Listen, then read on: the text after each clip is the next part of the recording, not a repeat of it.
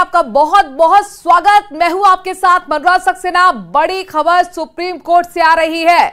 NEET UG विवाद पर NTA की याचिका पर सुप्रीम कोर्ट का नोटिस। गुरुवार को मामले में दायर बाकी मामलों की सुनवाई होगी।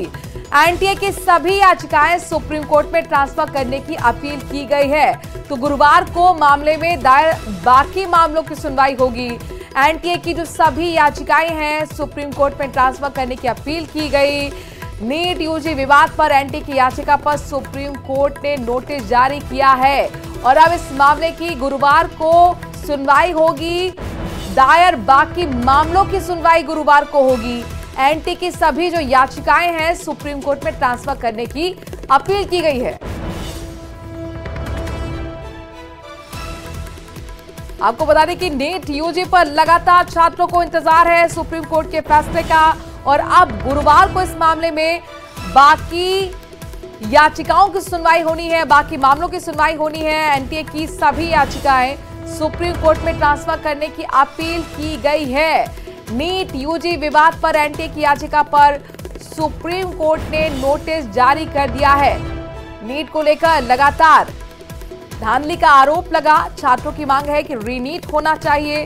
हालांकि एनटीए की तरफ से और केंद्र की तरफ से जो हलफनामा दाखिल किया गया था उसमें साफ तौर पर केंद्र की तरफ से कहा गया था कि ये दायरा बहुत ज्यादा नहीं है, कुछ सेंटर्स पर ही नीट पेपर लीक हुआ है, लिहाजा रीनीट नहीं होना चाहिए। इसी मामले को सुप्रीम कोर्ट सुनवाई कर रहा है। सुप्रीम कोर्ट तक ये मामला पहुंचा हुआ है, लगातार सुनवाई हो रही है। गुरुवार को मामले में दायर बाकी मामलों की भी सुनवाई होगी।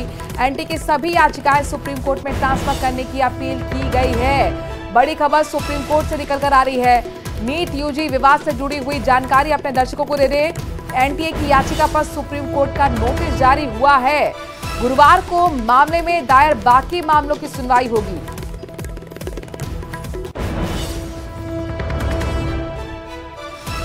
तो देश भर में जगह जगह प्रदर्शन। नीट परीक्षा को दोबारा कराने की मांग के साथ छात्र सड़कों पर उतरे। लगातार उनका धांधली के साथ पेपर लीक का आरोप। ऐसे में एक तरफ सीबीआई जांच कर रही है तो वहीं दूसरी तरफ यहां पर सुप्रीम कोर्ट भी इस मामले की सुनवाई कर रहा है। सुप्रीम कोर्ट साफ तौर पर कह चुका है कि आखिरकार पेपर लीक का दायरा कितना है, कहां तक पहुंचा, इसके बाद ही हम इस मामले में देखेंगे कि रीनीट होना चाहिए या नहीं।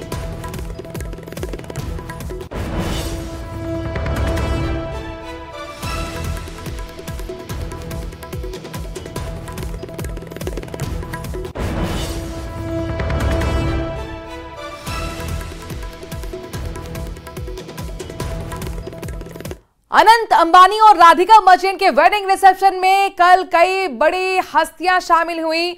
जियो वर्ल्ड कन्वेंशन सेंटर में फिल्मी सितारों के खेल जगत की तमाम वो तस्वीरें भी आपको दिखाएंगे, लेकिन इस बीच रुक करते हैं यूपी का, जहां पर कई शहरों में लगातार हो रही बारिश के बाद हालात बद से बदतर होते जा रहे हैं। प्रदेश के 17 जिलों के हालात तो ऐसे हैं कि लगातार बारिश के बाद वो टापू में तब्दील हो गए हैं। घरों में पानी घुस गया है, अस्पताल जलमग्न है, स्कूल कॉलेज में घुटनों तक पानी पहुंच गया है, तो निचले इलाकों में रेस्क्यू कर लोगों को सुरक्षित जगह लाया जा रहा है।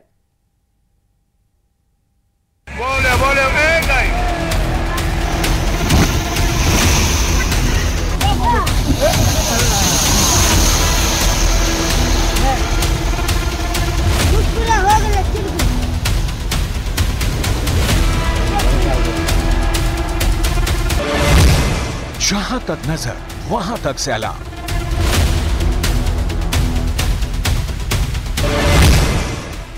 आफत में जीवन का मुसीबत बेहिसाब।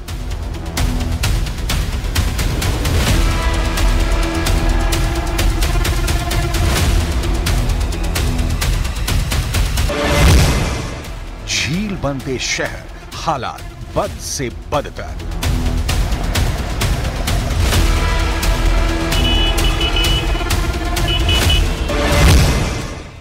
बारिश के ब्रेक फेल, आधे हिंदुस्तान में त्राहिमाम।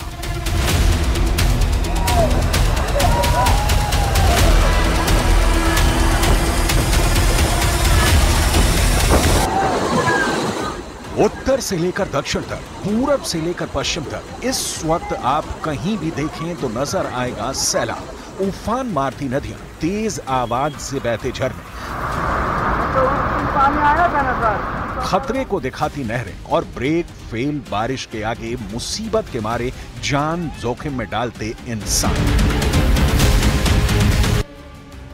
इस तस्वीर को देखिए। जगह है उत्तर प्रदेश का हरदोई, वही उत्तर प्रदेश जहां के 17 जिलों पर इस वक्त बाढ़ का साया मंडरा रहा है। पश्चिम में पीलीभीत से लेकर पूर्व में बलिया तक 20 लाख लोग बाढ़ से जूझ रहे हैं। उस हरदोई में बारिश के बाद उफान पर आई गर्रा नदी के तेज बहाव ने एक पुल के टुकड़े टुकड़े कर दिए। पुल आधा टूट गया, मगर इसके बावजूद लोग अपनी जान हथेली पर लेकर पुल से गुजरते दिखे। टूटी सड़क के नीचे से पानी की तेज धारा बह रही थी और ऊपर लोग जान को हथेली पर रखे अपना सफर तय कर रहे थे। हादसे के वक्त गनीमत ये रही कि वहां कोई शख्स मौजूद नहीं था। पानी का तेज झोंका अपने साथ इस पुल को बहा ले गया। यूपी के पीलीभीत, लखीमपुर खीरी और शाहजहांपुर के हालात सबसे ज्यादा खराब हैं। राप्ती, सरयू, गंडक, रामगंगा और घाघरा नदी खतरे के निशान से ऊपर बह रही हैं। शाहजहांपुर में नेशनल हाईवे तक पानी में डूब गया है। हाईवे पर पानी का ऐसा कब्जा है कि गाड़ियों का चलना मुश्किल है। छोटी गाड़ियां पानी के तेज बहाव के आगे दम तोड़ रही हैं और नदियों के पास के इलाकों में अलर्ट जारी किया गया है। महाप्रलय के बीच तबाही की वो तस्वीरें सामने आ रही हैं जो दहला देने वाली हैं। ये उसी यूपी का दूसरा शहर उन्नाव है जो राजधानी से महज 60 किलोमीटर दूर है, लेकिन यह शहर इस वक्त टापू की शक्ल लिए हुए है। खतरे के निशान को पार करती गंगा की लहरों ने आम जन के लिए मुसीबत खड़ी कर दी है। गंगा का पानी लोगों के घरों में घुस चुका है। हालात ऐसे बन गए हैं कि लोगों को नाव चलाकर दरिया रूपी अपने इस मोहल्ले को पार करना पड़ रहा है।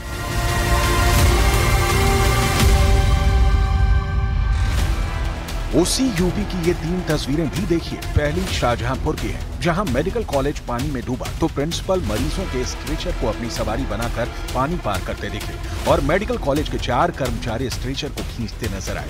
वहीं सिद्धार्थनगर में एक गर्भवती महिला को अस्पताल पहुंचाने के लिए नाव का सहारा लेना पड़ा, तो बदायूं में एक दुल्हन को अपनी ससुराल तक पहुंचने के लिए 4 फीट गहरे पानी में उतरना पड़ा। बैलगाड़ी के जरिए वो अपनी ससुराल पहुंची।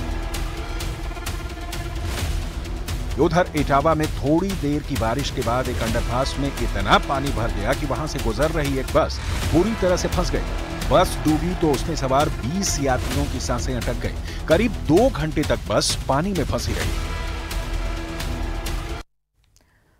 विधानसभा में विपक्ष का जोरदार हंगामा देखने को मिला है। टीकाराम जूली के स्थगन पर माहौल गरमाया गया, उनको सुनते हैं।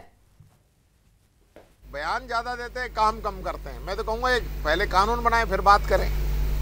मैरिटल रेप का कानून बनाने के लिए, इसे अपराध के दायरे में लाने के लिए राजस्थान सरकार ने एक एप्लीकेशन दायर की सुप्रीम कोर्ट में मैरिटल रेप को लेकर के। विपक्ष किस नजरिए से देखता है मैरिटल रेप के मामलों को? और देखिए, अभी जब तक मैं सरकार का ये पूरा प्रकरण नहीं देख लूं, जब तक मैं कहने की स्थिति में नहीं हूं। मैं इस मामले को एक बार दिखवाता हूं, फिर इसके बाद मैं अपनी राय रखूंगा। टीकाराम जी, राजस्थान के अंदर जो मेडिकल कॉलेज खुले थे उनमें एनएमसी ने राजस्थान के 5 मेडिकल कॉलेज के आवेदनों को अस्वीकार कर दिया। इसमें सरकारी मेडिकल कॉलेज के अलावा 6 अन्य निजी मेडिकल कॉलेज भी हैं। तो क्या लगता है डबल इंजन की जो सरकार है मेडिकल कॉलेज खोलने में विफल नजर आ रही है? देखो, ये गलती हम लोगों की है कि डबल इंजन पे भरोसा कर लिया। डबल इंजन की जरूरत जहाँ पड़ती है जहाँ पहला इंजन कामयाब नहीं हो। नहीं, हमने तो पूरी उम्र जितनी ट्रेनें देखी हैं सिंगल इंजन में ही सुपरफास्ट देखी है। अब जब से ये बीजेपी आई है तो एक इंजन चल नहीं पा रहा, इसलिए दूसरा इंजन जोड़ते हैं और कई बार दोनों इंजनों का मुंह अलग अलग हो जाता है, तो फिर जो खामियाजा है वो प्रदेश की जनता को भुगतना पड़ रहा है। आज स्थिति यही हो रही है, एक इंजन अलग तरफ चल रहा है, एक इंजन अलग तरफ चल रहा है और जाना किस पटरी पे है, सिग्नल कौन दिखाएगा, कब हरी बत्ती हो जाए, कब लाल सिग्नल हो जाए, सरकार को पता नहीं है। इसलिए तो सरकार पर बीते कुछ दिनों पहले पुणे के लोनावाला में तेज पानी आने की वजह से 2 परिवार पानी में बहाव में बहने का सोशल मीडिया पर तेजी से वीडियो वायरल हुआ था। कुछ इसी तरह का न्योता दे रहा है देहरादून रॉवर्स केव। क्या है मामला, देखिए स्पेशल रिपोर्ट।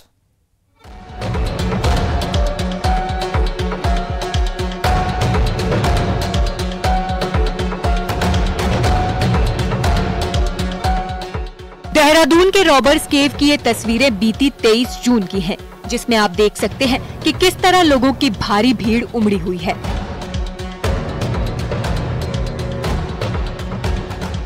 पर्यटकों से ठसाठस भरी इस केव में ये छोटा सा रास्ता है, जिससे लोग किसी तरह आ जा रहे हैं। कुछ ऐसी ही भीड़ इन दिनों फिर रॉबर्स केव में देखी जा रही है और दूसरे प्रदेशों से आए लोग अपनी जान से खेल रहे हैं, क्योंकि इन दिनों प्रदेश में बारिश हो रही है और आसन नदी का पानी कभी भी बारिश के दौरान बढ़ सकता है। कुछ दिनों पहले भी कई लोग नदी में फंस गए थे, जिनको एसडीआरएफ ने रेस्क्यू किया था। वहीं न्यूज 18 से बात में टूरिस्टों ने बताया कि यहाँ किसी भी प्रकार की सेफ्टी नहीं है और पानी बढ़ते ही कोई भी हादसा हो सकता है। लोगों ने अभी गुच्ची पानी में वहाँ देखा, काफी अंदर तक जगह है, अंदर तक तो 500 मीटर अंदर जाना है वहाँ पे, और कहीं कहीं पानी ज़्यादा है, कमर से भी ऊपर है, तो इसलिए हम लोग जा नहीं पाए वहाँ, लेकिन बाहर से ही घूम के चले आए। कोई नहीं था भाई, कोई नहीं था, भीड़ है बस, और कुछ नहीं है यहाँ। हाँ ये तो है ही, खतरा तो बनेगा ही, भीड़ है, कोई बताने वाला नहीं है, पानी कब तेज हो जाए कुछ पता थोड़ी नहीं है। अंदर क्या है, अंदर तो फंसने का है, कोई सिक्योरिटी नहीं, कुछ भी नहीं। अगर ज्यादा बारिश आ जाए तो मरेगा आदमी। हाँ। भीड़ बहुत ज्यादा भीड़ है। प्रशासन की तरफ से भी रॉबर्स केव में किसी भी प्रकार की व्यवस्था नहीं है, लेकिन कुछ स्थानीय लोग भी हैं जो पानी के बढ़ते ही सभी लोग को वहां से निकलने के लिए बोलते हैं। जब बारिश का ऐसा होता है, जो देखो हमारा जो आदमी है वो आदमी हमारे इस केव के ऊपर 2 तैनात रहते हैं। वो हमें जैसे मौसम खराब ऊपर हो जाते हैं तो हमें वीडियो फोन द्वारा कॉल करके हमें ज्ञात पता बता देते हैं कि यहाँ मौसम खराब हो गया। तो हमारे 4 आदमी केव के अंदर जाकर सारे जितने में घुस रखे हैं उसके तुरंत ही हम आधा घंटा 20 मिनट पहले हम उनको खाली करवा देते हैं। हादसों को देहरादून का रॉबर्स केव न्योता दे रहा है और किसी बड़ी घटना होने का भी शायद प्रशासन इंतजार कर रही है। देहरादून का ये पर्यटक स्थल है रॉबर्स केव। आप देख सकते हैं कि यहाँ पे अभी भी सैकड़ों की संख्या पे यहाँ पे पर्यटक पहुंचे हैं, जबकि मौसम बरसात का हो गया है और यहाँ बारिश कभी भी ऊपर से आती तो यहाँ पे पानी बढ़ जाता है, जिस कारण कई बार यहाँ यात्री फंसे भी रहते हैं और उनको अपनी जान से भी हाथ धोना पड़ता है। लेकिन अभी भी आप देख सकते हैं कि यहाँ पे हजारों की संख्या पे यहाँ पे पर्यटक पहुंचे हैं, जो कहीं ना कहीं एक खतरे को अलार्म दे रहे हैं। सत्येंद्र बर्तवान, न्यूज 18 देहरादून। और इसी खबर के साथ राजस्थान में आज के लिए इतना ही। बाकी खबरों के लिए बने रहिए अपने फेवरेट चैनल, प्रदेश का नंबर 1 चैनल न्यूज 18 राजस्थान के साथ।